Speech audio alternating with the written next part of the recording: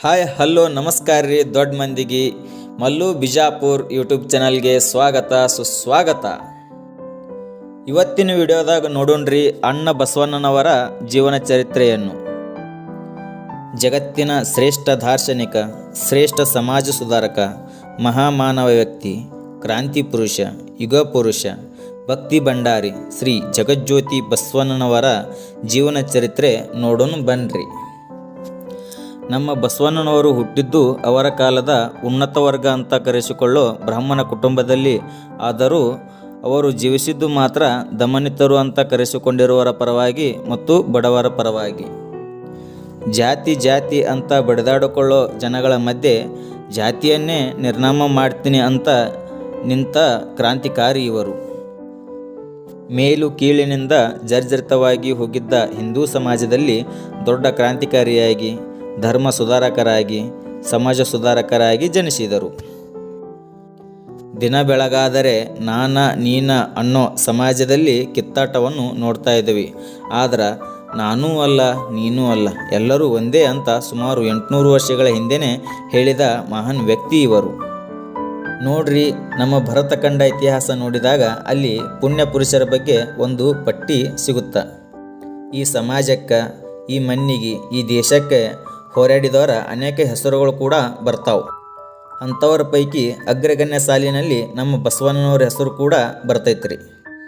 ಅದಕ್ಕೆ ಕಾರಣ ಅಂದ್ರೆ ಅವರು ನಡೆದು ಬಂದ ದಾರಿ. ಬಸವಣ್ಣ ಹುಟ್ಟಿದ್ದು 1132 ಏಪ್ರಿಲ್ 20 ಇವತ್ತಿನ ವಿಜಯಪುರ ಜಿಲ್ಲೆಯ ಬಸವನ ಬಾಗೇವಾಡಿ ತಾಲೂಕಿನ ಇಂಗ್ಲೇಶ್ವರ ಗ್ರಾಮದಲ್ಲಿ. ತಂದೆ ಮಾದರಸ, ತಾಯಿ ಮಾದಲಾಂಬಿಕೆ, ಅಕ್ಕ ನಾಗಮ್ಮ. ಬ್ರಾಹ್ಮಣ ಕುಟುಂಬದಲ್ಲಿ ಜನಿಸಿದರು. ಬಸವಣ್ಣ ಅನ್ನೋ ಹೆಸರು ಕೂಡ ಅವರಿಗೆ ದೈವದತ್ತವಾಗಿ ಬಂದಿದೆ ಅಂತ ನಂಬಿಕೆ ಇದೆ. ಸಾಕಷ್ಟು ವರ್ಷಗಳವರೆಗೆ ಗಂಡು ಸಂತಾನ ಇಲ್ಲದ ಕಾರಣ ದೇವರ ಮೊರೆ ಹೋಗ್ತಿದ್ದಂತೆ ಆಗ ಆ ದೇವರ ವರಪ್ರಸಾದವಾಗಿ ಬಸವಣ್ಣ ಹುಟ್ಟಿದ್ದು ಅಂತ ನಂಬಿಕೆಗಳಿವೆ. ಹೀಗೆ ತಂದೆ ತಾಯಿಯರ ಮುದ್ದಿನ ಮಗನಾಗಿ ಬೆಳೆದಂಥ ಬಸವಣ್ಣ ಆಡುವ ವಯಸ್ಸಲ್ಲೇ ಮನೆ ಬಿಟ್ಟು ಹೋಗ್ತಾರೆ. ಮನೆ ಬಿಟ್ಟು ಸಂಗಮ ಸೇರಿದ ಬಸವಣ್ಣ. ಅವಾಗ ಅವರಿಗೆ 8 ವರ್ಷ ವಯಸ್ಸು. ಮನೆಯಲ್ಲಿ ಉಪನಯನ ಕಾರ್ಯಕ್ರಮ ನಡೀತಾ ಇತ್ತು. ಬಸವಣ್ಣನವರಿಗೆ ಜನಿವಾರ ಹಾಕಿಕೊಳ್ಳು ಅಂತ ಹೇಳಲಾಯಿತು. ಇದಕ್ಕೆ ಒಪ್ಪದ ಬಸವಣ್ಣ, ನನಗಿಂತ ನಮ್ಮ ಅಕ್ಕ ದೊಡ್ಡವಳು, ಸೊ ಹಾಕಬೇಕಾದರೆ ಮೊದಲು ನಮ್ಮ ಅಕ್ಕಗೆ ಹಾಕಿ, ಆಮೇಲೆ ನನಗೆ ಹಾಕಿ ಅಂತ ಹೇಳುತ್ತಾರಂತೆ. ಮತ್ತು ಹುಟ್ಟಿದಾಗಲೇ ನನಗೆ ಲಿಂಗ ದೀಕ್ಷೆ ಆಗಿದೆ, ಉಪನಯನವಾದ ಕಾರ್ಯಕ್ರಮ ನನಗೆ ಅವಶ್ಯಕತೆ ಇಲ್ಲ ಅಂತ ಹೇಳ್ತಾರೆ. ಆ ಚಿಕ್ಕ ವಯಸ್ಸಿನಲ್ಲೇ ಅಂಥ ವಿಚಾರವಾದಿ ಆಗಿದ್ದರು ನಮ್ಮ ಬಸವಣ್ಣನವರು. ಆದರೆ ಮನೆಯವರು ಇದು ಹುಡುಗರು ಮಾತ್ರ ಹಾಕಿಕೊಳ್ಳುವುದು, ಹುಡುಗಿಯರು ಹಾಕಿಕೊಳ್ಳಕ್ಕೆ ಬರಲ್ಲ ಅಂತ ಹೇಳ್ತಾರಂತೆ. ಅಲ್ಲಿಂದ ಶುರುವಾದ ತಾರ್ಕಿಕ ಹೋರಾಟ ಆ ಕ್ರಾಂತಿಯ ಕಿಡಿ ಕೊನೆಯವರೆಗೆ ಹಾಗೆ ಪ್ರಜ್ವಲಿಸುತ್ತಾ ಬಂತು. ಅಕ್ಕನಿಗೆ ಇಲ್ಲದ ಆಚರಣೆ ನನಗೆ ಏಕೆ ಅಂತ ಲಿಂಗ ತಾರತಮ್ಯ ವಿರೋಧ ಮಾಡಿ ಮನೆಯಿಂದಲೇ ಹೊರಬಂದರು. ಸಂಗಮದಲ್ಲಿ ಬಸವಣ್ಣ. ಮನೆಯಿಂದ ಹೊರಬಂದು ಅಕ್ಕ ನಾಗಮ್ಮ, ಭಾವ ಶಿವಸ್ವಾಮಿ ಅವರ ಜೊತೆ ಸಂಗಮ ಸೇರಿದ ಬಸವಣ್ಣ ಅನಂತರ ಜಾತವೇದ ಗುರು ಬಳಿ ಶಿಷ್ಯರಾಗ್ತಾರೆ. ಶಿವದೀಕ್ಷೆ ಪಡೆದು ಗುರುವಿನ ಬಳಿ 8 ರಿಂದ 10 ವರ್ಷಗಳ ಕಾಲ ವಿದ್ಯಾಭ್ಯಾಸ ಮಾಡ್ತಾರೆ. ಇದೇ ಸಂದರ್ಭದಲ್ಲಿ ಸಂಗಮೇಶ ದೇವರಲ್ಲಿ ಅಪಾರವಾದ ಭಕ್ತಿ ಉಂಟಾಗುತ್ತದೆ. ಬಸವಣ್ಣ ಭಕ್ತಿ ಭಂಡಾರಿ ಆಗೋಕೆ ಎಲ್ಲ ವಾತಾವರಣ ಅಲ್ಲಿ ಅವರಿಗೆ ಸಿಗುತ್ತದೆ. ಧಾರ್ಮಿಕ ಗ್ರಂಥಗಳು, ಇತಿಹಾಸ ಗ್ರಂಥಗಳು, ಪೌರಾಣಿಕ ಗ್ರಂಥಗಳು, ಹೀಗೆ ಎಲ್ಲ ಗ್ರಂಥಗಳನ್ನು ಅಧ್ಯಯನ ಮಾಡಿ ಅಪಾರ ಜ್ಞಾನವನ್ನು ಸಂಪಾದಿಸುತ್ತಾರೆ. ಇದೆಲ್ಲ ಅವರಿಗೆ ಮುಂದೆ ಸಾಹಿತ್ಯ ಸೃಷ್ಟಿಗೆ ಮತ್ತು ಸೂಕ್ಷ್ಮ ದೃಷ್ಟಿಗೆ ಸಹಾಯ ಮಾಡುತ್ತದೆ. ಆಡಳಿತಗಾರನಾಗಿ ಬಸವಣ್ಣ. 20ನೇ ವಯಸ್ಸಿನಲ್ಲಿ ಕಲ್ಯಾಣ ಚಾಲುಕ್ಯರ ಆಡಳಿತದಲ್ಲಿ ಮಂಡಲಿಕನಾದ ಬಸವಣ್ಣ ರಾಜ ಬಿಜ್ಜಳದೇವನ ರಾಜಧಾನಿಯಾದ ಮಂಗಳವೇಡೆಗೆ ಬಂದು ನೆಲೆಸುತ್ತಾರೆ. ಆಗ ಬಸವಣ್ಣನವರ ಸೋದರ ಮಾವ ಬಲದೇವ ಬಿಜ್ಜಳನ ಆಸ್ಥಾನದಲ್ಲಿ ಭಂಡಾರಿ ಆಗಿರುತ್ತಾರೆ. ಅಂದರೆ ಲೆಕ್ಕಪತ್ರ ನೋಡಿಕೊಳ್ಳುವರು ಅಂತ ಅರ್ಥ. ಇವರ ಸಹಾಯ ಪಡೆದುಕೊಂಡು ಕರ್ಣಿಕರಾಗಿ ಕೆಲಸ ಶುರು ಮಾಡಿದ ಬಸವಣ್ಣ ಮಂಗಳವೇಡದಲ್ಲಿ ತುಂಬ ಬೇಗ ಜನರ ಮನಸ್ಸನ್ನು ಗೆಲ್ತಾರೆ. ಇದೇ ಸಂದರ್ಭದಲ್ಲಿ ಚಾಲುಕ್ಯ ಅರಸ 3ನೇ ತೈಲಪ್ಪನನ್ನು ಸೋಲಿಸಿ ಬಿಜ್ಜಳ ಕಲ್ಯಾಣದ ದೊರೆ ಆಗುತ್ತಾರೆ. ಬಸವಣ್ಣನವರ ಕಾರ್ಯದಕ್ಷತೆ ಮೆಚ್ಚಿದ ಬಿಜ್ಜಳ ರಾಜ ಮಂತ್ರಿನಾಗಿ ನೇಮಕ ಮಾಡಿಕೊಳ್ತಾರೆ. ಈ ಅವಧಿಯಲ್ಲಿ ಅವರು ಅನೇಕ ಧಾರ್ಮಿಕ ಮತ್ತು ಸಾಮಾಜಿಕ ಕೆಲಸಗಳನ್ನು ಮಾಡುತ್ತಾರೆ. ಬಸವಣ್ಣನವರು ಹುಟ್ಟಿದ್ದು ಜೀವಿಸಿದ್ದು 12ನೇ ಶತಮಾನದಲ್ಲಿ, ಅಂದ್ರೆ 800 ವರ್ಷಗಳ ಕಳೆದರೂ ಕೂಡ ಅವರನ್ನು ನಾವು ನೆನಪಿಟ್ಕೋತೀವಪ್ಪ ಅಂದ್ರೆ ಅದಕ್ಕೆ ಕಾರಣ ಅವರು ಅವತ್ತು ಮಾಡಿದ ಪ್ರಯತ್ನ ಮತ್ತು ಕೈಗೊಂಡ ನಿರ್ಧಾರಗಳು. ಇವತ್ತು ನೋಡ್ರಿ, ಸಂವಿಧಾನ ಐತಿ, ಪ್ರಜಾಪ್ರಭುತ್ವ ಐತಿ, ಕಾನೂನು ಐತಿ, ನಿಯಮ ಐತಿ, ಎಲ್ಲ ಇದ್ರೂ ಕೂಡ ಅನ್ಯಾಯದ ವಿರುದ್ಧ ಮಾತಾಡೋಕೆ ಇನ್ನಾದರೂ ಮುಕ್ತವಾದ ವಾತಾವರಣ ಇಲ್ರಿ. ಆದ್ರೆ 12ನೇ ಶತಮಾನದ ಆಗಿನ ಕಾಲದಲ್ಲೇ ಬಹುದೊಡ್ಡ ಹೋರಾಟ ಸಂಘಟಿಸಿದವರು ನಮ್ಮ ಬಸವಣ್ಣನವರು. ಇಡೀ ಜಗತ್ತು ಪ್ರಜಾಪ್ರಭುತ್ವದ ಬಗ್ಗೆ, ಸಮಾನತೆ ಬಗ್ಗೆ ಕಣ್ಣು ಬಿಡ್ತಾ ಇದ್ದ ಕಾಲದಲ್ಲಿ ಬಸವಣ್ಣ ಅದರ ಕ್ರಾಂತಿಯನ್ನೇ ಮಾಡಿದರು. ಇವತ್ತಿನ ಆಧುನಿಕ ಕಾಲದಲ್ಲಿ ಕೂಡ ಜಾತಿ ವ್ಯವಸ್ಥೆ ನೋಡ್ತೀವಿ. ವೈಯಕ್ತಿಕವಾಗಿ ಧರ್ಮದ ಬಗ್ಗೆ ಮತ್ತು ಜಾತಿ ಬಗ್ಗೆ ಜ್ಞಾನ ಇದೆಯೋ ಇಲ್ಲೋ ಗೊತ್ತಿಲ್ಲ, ಆದ್ರೆ ನಮ್ಮ ಜಾತಿ ಅಂತ ಬೆಳೆದಾಡಿಕೊಳ್ತೀವಿ. ಆದ್ರೆ ಬಸವಣ್ಣ ಅವಾಗಿನ ಕಾಲದಲ್ಲಿನೇ ಅಂತರ್ಜಾತಿ ಮದುವೆ ಮಾಡಿಸಿ ಮಾನವ ಜಾತಿ ಒಂದೇ ಅಂತ ಹೇಳಿದರು. ಹುಟ್ಟಿನಿಂದ ಬ್ರಾಹ್ಮಣರಾಗಿದ್ದು ಆದರೆ ಶರಣಗಣದಲ್ಲಿ ಗುರುತಿಸಿಕೊಂಡಿದ್ದ ಮಾಧು ಅರಸರ ಮಗಳಿಗೆ ಹುಟ್ಟಿನಿಂದ ಶಮಗಾರರಾಗಿದ್ದು ಬಳಿಕ ಶರಣಗಣದಲ್ಲಿ ಗುರುತಿಸಿಕೊಂಡಿದ್ದ ಹರಳೆಯನ ಮಗನಿಗೆ ಮದುವೆ ಮಾಡಿಸುತ್ತಾರೆ. ಅಷ್ಟೇ ಅಲ್ಲ, ಹರಿಜನ ನಾಗದೇವನ ಮನೆಯಲ್ಲಿ ಕುಳಿತು ಊಟ ಮಾಡ್ತಾರೆ. ವಚನಗಳ ಉಳಿವಿಗೆ ಹೋರಾಟ ಮಾಡಿದ್ದು, ಹೀಗೆ ತಮ್ಮ ಜೀವನದ ಉದ್ದಕ್ಕೂ ಸಮಾಜದ ಬದಲಾವಣೆಗೆ ಪ್ರಯತ್ನ ಪಡ್ತಾ ಹೆಜ್ಜೆ ಹಾಕ್ತಾ ಬಂದರು. ಅಷ್ಟೇ ಅಲ್ಲ, ಅನುಭವ ಮಂಟಪವನ್ನು ಸ್ಥಾಪಿಸಿ ಅದರ ಅಧ್ಯಕ್ಷ ಸ್ಥಾನವನ್ನು ಅಲ್ಲಮ ಪ್ರಭುವಿಗೆ ವಹಿಸಿದರು ಮತ್ತು ಅಲ್ಲಿ ಶರಣ ಕ್ರಾಂತಿಯನ್ನೇ ಮಾಡಿದರು.